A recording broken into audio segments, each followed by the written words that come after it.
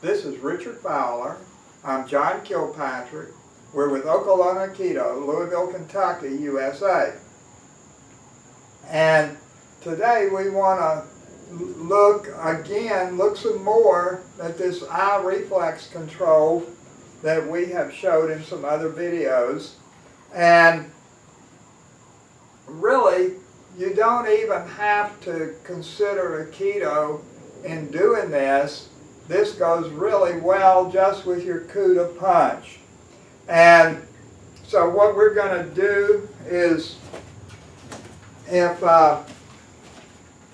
Richard is attacking, and for the video we'll just do ski, this can do, you know, it can be whatever attack.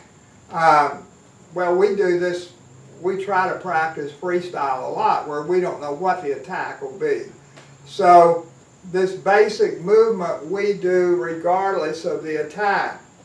So in Kuta, you just stand with your feet parallel like Japanese Jiu-Jitsu people practice, like Judo people practice. Now, in Aikido, as you know, we practice in a sword kind of stance. But the truth is, when you're in freestyle, when several people are attacking you and everything is crazy and chaotic, you're not in a stance. When you can be in really strange positions and you have to do whatever you do. The advantage in this kind of stance, of course, if you're close to your partner, this stance is really dangerous because it leaves you exposed to kicks.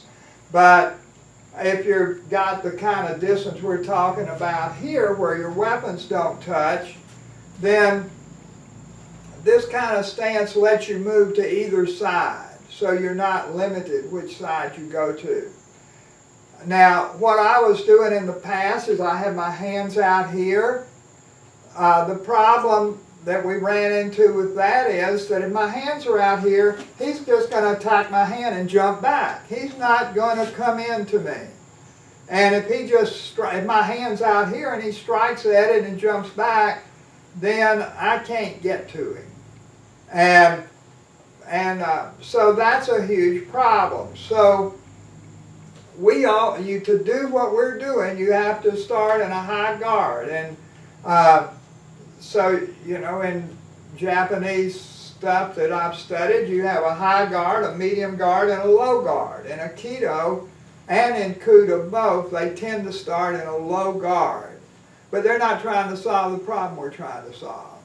If to solve the problem we're trying to solve. Now, of course, in Kuta, they say you have no idea where your hands will be. I should be able to be leaning against the wall like this and do my moves. It shouldn't matter how I'm standing, where my hands are, anything.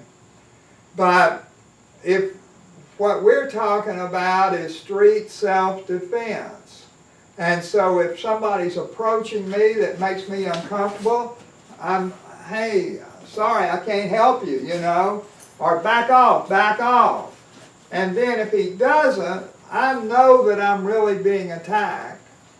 And then depending on the danger that I'm facing, I can decide whether to use aggravated response or a plain response. So when he attacks, what I'm going to do is come in and put this hand goes from my eye to his eye.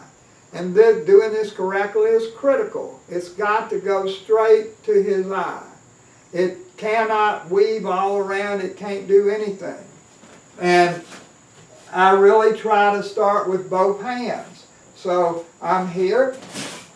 And the other thing that's really important, you know, we do the Fred Maestro drill where we did this. That's on one of the videos. I think I called it reaction time drill or something.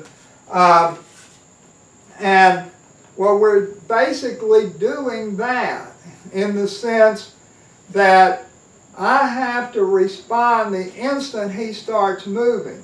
It looks like he's at a pretty good distance. What I want to do is control him. So the instant he starts, I'm controlling him. Now here I'm just showing you this movement. You got to get this movement first. on an attack like this, probably this hand would come low and the other hand would come high. If it was circling around from the outside, you know, and I'm here, it might be something like this. And then from here, you have to decide how violent you need to be. You can hit him with a Kuta punch and do a lot of damage, or you can just push him back, or you can do an Aikido throw and be gentle and not hurt him. You have all kind of choices. But this is the basis that we're starting from on almost everything that we do now.